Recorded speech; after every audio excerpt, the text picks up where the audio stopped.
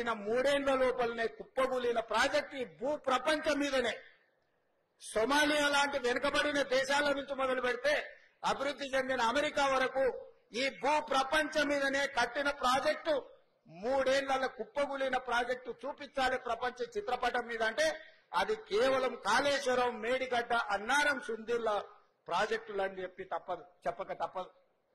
అయినా గొప్పలు మాట్లాడుతుంటారు కాళేశ్వరం అని.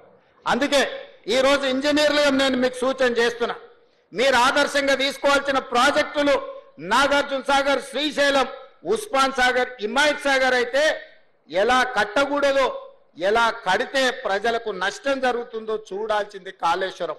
తప్పకుండా మీరు ఉద్యోగంలో చేరిన తర్వాత శ్రీశైలం, నాగార్జున సాగర్ సందర్శించాలి, మోక్షగుండం విశ్వేశ్వరయ్య కట్టిన హిమాయత్ సాగర్, ఉస్మాన్ సాగర్ ని సందర్శించాలి. అదే విధంగా ఈ రోజు మీరు కాళేశ్వరాన్ని కూడా సందర్శించి ఎందుకు ఇంత లోప భూయిష్టమైన ప్రాజెక్టులు నిర్మాణం జరిగినరు, ఎక్కడైనా చిన్న ఇల్లు పూరు గుడిసె కట్టుకున్నా కూడా పునాది దొవ్వి కనీసం ఆ భూమి ఎట్లుంది, చదును ఉందా, లూజ్ ఉందా, లేకపోతే హార్డ్ రాక్ ఉందా, సాఫ్ట్ రాక్ ఉందా, ఎట్లుందో మనం ఒక అంచనాకు వస్తాం. కానీ 1000 కోట్ల రూపాయలు పెట్టి నిర్మిస్తున్న మేడిగడ్డ, అన్నారం, సుందిళ్ల ప్రాజెక్టులు కట్టిన దగ్గర కనీసం సాయిల్ టెస్ట్ కూడా చేయలేదు. పెద్దసారు హెలికాప్టర్లో పోకుంటూ కిందికి చూసి ఇంజనీర్ గారికి చూపించారు, ఇక్కడ ఒక బ్రిడ్జ్ కట్టి, ఇక్కడ ఒకటి కట్టి, ఇక్కడ ఒకటి కట్టాలి. వారి పేపర్ మీద రాసుకున్నారు, కిందికి వచ్చారు, కాంట్రాక్టర్కి ఇచ్చారు, ఆయన కట్టిండు.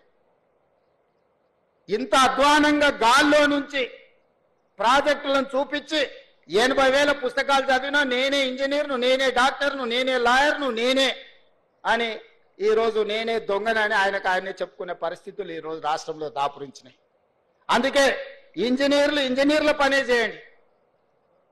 పొలిటికల్ ఎగ్జిక్యూటివ్స్ గా మీరు ఇచ్చే సాంకేతిక పరమైన సమాచారాన్ని ప్రాతిపదికన ప్రాజెక్టులు కట్టాలా లేదా పాలసీ డెసిషన్ మాత్రమే పొలిటికల్ ఎగ్జిక్యూటివ్స్ చేయాలి.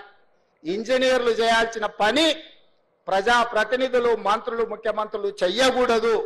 అట్లా చేస్తే ఏమైతుందో కాళేశ్వరం ఒక ఉదాహరణ. ఇంజనీర్ల గౌరవం ఇంజనీర్లకు ఉండాలి. మీరు కష్టపడి చదువుకున్న అసిస్టెంట్ ఎగ్జిక్యూటివ్ ఇంజనీర్గా మీ ఉద్యోగ బాధ్యతలు మొదలు పెడితే చీఫ్ ఇంజనీర్ కావాలి, లేకపోతే ఇంజనీరింగ్ చీఫ్ కావాలంటే 30 ఏళ్ళు శాఖలో కష్టపడి మెట్టు ఎక్కుకుంటూ వస్తే ఇంజనీరింగ్ చీఫ్ అనే ఉద్యోగం వస్తుంది. కాలం కలిసి వస్తే ఎమ్మెల్యే కావచ్చు, మంత్రి కావచ్చు, ముఖ్యమంత్రి కావచ్చు, 3 ఏళ్లలోనే 2 ఏళ్లలోనే. ఇంజనీరింగ్ చీఫ్ 30 ఏళ్ళు అయితే కానీ కాలేరు. 30 ఏళ్ళోడి అనుభవం, గాలి కొట్టుకొచ్చిన అవకాశంతో గాలి మోటార్లు తిరుక్కుంటూ ఇక్కడ బ్రిడ్జులు కట్టండి, ఇక్కడ బారేజులు కట్టండి, ఇక్కడ రిజర్వాయర్లు కట్టండి అని చెప్తే ఎట్లా జరుగుద్దో, ఏం జరుగుద్దో కండ్ల ముందల కాళేశ్వరం ఉంది. అందుకే ఎవరైనా అధికారులు, నేను స్పష్టంగా చెప్తున్నా, రాజకీయ నాయకులకు ఉన్న పరిమితమైన జ్ఞానంతో మీకు ఏదైనా చెబితే చేస్తే తర్వాత ఊచలు లెక్క పెట్టాల్సింది మీరే. ఎందుకంటే ఈ రోజు వచ్చిన విచారణలు, నిన్నమన్న విజిలెన్స్ అండ్ ఎన్ఫోర్స్మెంట్ కానీ, నేషనల్ డ్యామ్ సేఫ్టీ అథారిటీ ఇచ్చిన నివేదికలు కానీ ఇవన్నీ చూస్తే మొత్తం అధికారుల పేర్ల మీద రాసి పెట్టారు. ఇచ్చిన ఆదేశాలు ప్రజాప్రతినిధులకు సంబంధించినవి, అమలు చేసింది అధికారులు. ఇవాళ విజిలెన్స్ అండ్ ఎన్ఫోర్స్మెంట్ కానీ ఎన్డీఎస్ఏ నివేదికల మొత్తం అధికారులను ఉరిదీయమని ఈరోజు వాళ్ళు నివేదికలు ఇచ్చింది.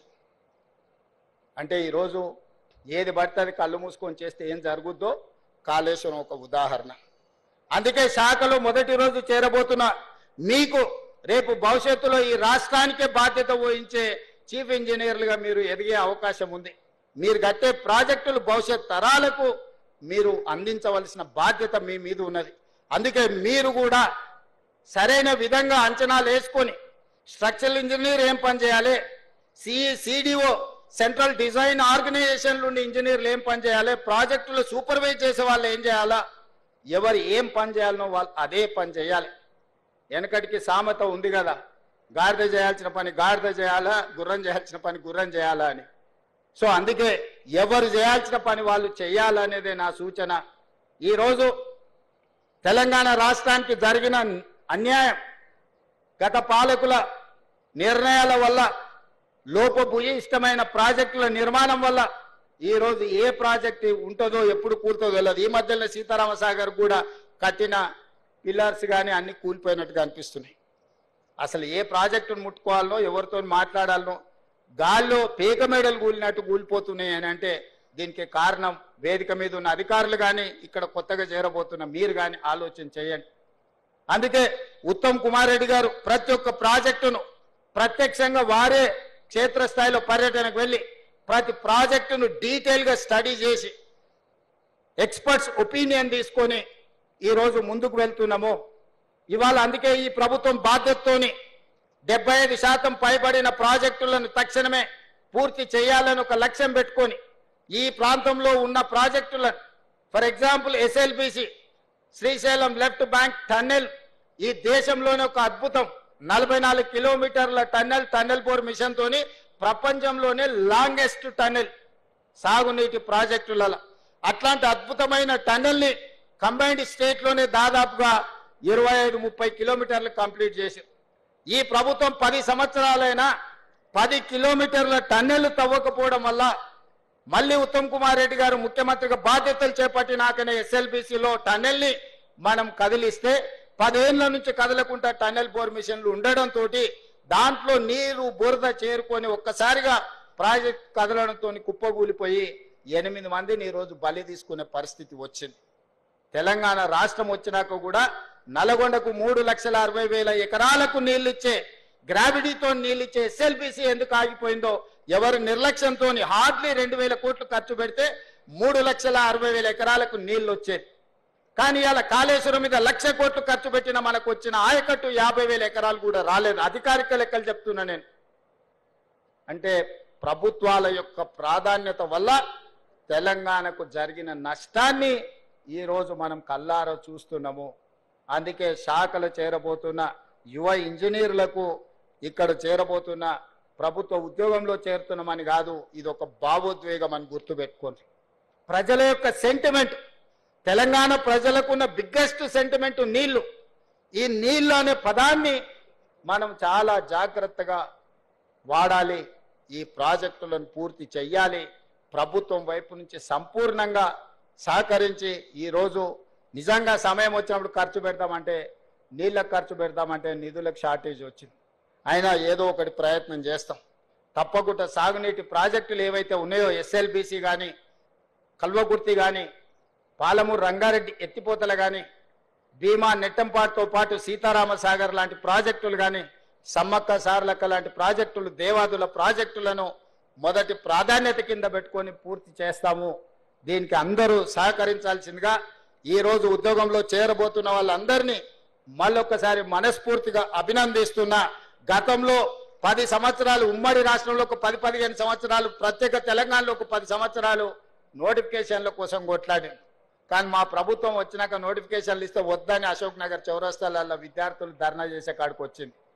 ఎందుకంటే మా ప్రభుత్వం యొక్క ప్రాధాన్యత మా ఉద్యోగాలే కాదు, మీకు కూడా ఉద్యోగాలు ఇవ్వాలన్న లక్ష్యంతో ఈరోజు పనిచేసినాము. ఈ 14 నెలల్లో మీకు తెలుసు 60,000 ప్రభుత్వ ఉద్యోగ నియామకాలు చేపట్టి దేశంలోనే చరిత్ర సృష్టించినము. ప్రైవేట్లో 1,00,000 ఉద్యోగాలు ఇచ్చినాం. 3 లక్షల కోట్ల రూపాయల ప్రైవేట్ కార్పొరేట్ పెట్టుబడులు తీసుకొచ్చినాము.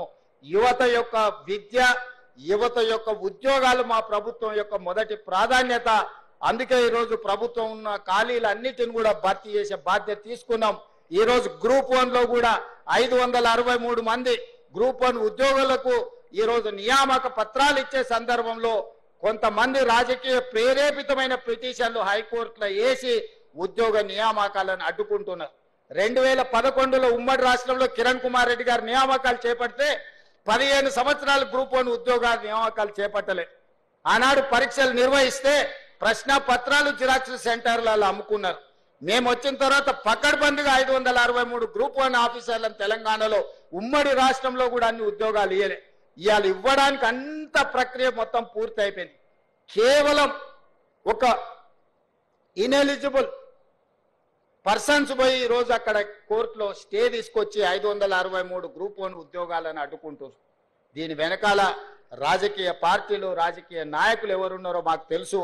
తొందరలోనే ఆ సమస్యను కూడా అధిగమించి తొందరలోనే గ్రూప్ 1 నియామకాలను, గ్రూప్ 2, గ్రూప్ 3, గ్రూప్ 4 అన్ని నియామకాలను పూర్తి చేస్తాము. ఈ ప్రభుత్వం మీద సంపూర్ణ విశ్వాసం పెట్టి ముందుకెళ్తున్న యువతకు మరొకసారి అభినందన తెలియజేస్తూ ఈ రోజు ఉద్యోగాలలో చేరబోతున్న వాళ్ళను మనస్ఫూర్తిగా అభినందిస్తూ వాళ్ళ తల్లిదండ్రుల కళ్ళల్లో వాళ్ళ ఆనందం, వాళ్ళ పిల్లలు ప్రయోజకులైనరు, వాళ్ళ జీవితంలో మార్పు వస్తుంది అని ఏదైతే వాళ్ళ కళ్ళల్లో ఆనందం ఉందో అది మాకు సంతృప్తినిస్తుంది, సంతోషాన్ని ఇస్తుంది. మా బాధ్యత నెరవేర్చే క్రమంలో మీ ఉద్యోగ నియామక పత్రాలు మీకు ఇంటికి పంపించవచ్చు, కానీ మిమ్మల్ని ఇక్కడ పిలిచి మీ చేతిలో నియామక పత్రాలు పెట్టినప్పుడు మీ తల్లిదండ్రుల కళ్ళల్లో కనిపించే ఆనందాన్ని మేము చూడడం ద్వారా మాకు ఉద్యోగ సంతృప్తి ఉంటుంది. ఈరోజు బాధ్యత తీసుకున్నందుకు మేము మా బాధ్యత నెరవేరుస్తున్నామని ఒక సంతోషాన్ని కలిగే సందర్భం. ఈ సంతోషకరమైన వాతావరణంలో పాల్గొన్న వాళ్ళందరినీ కూడా అభినందిస్తూ మీ దగ్గర సెలవు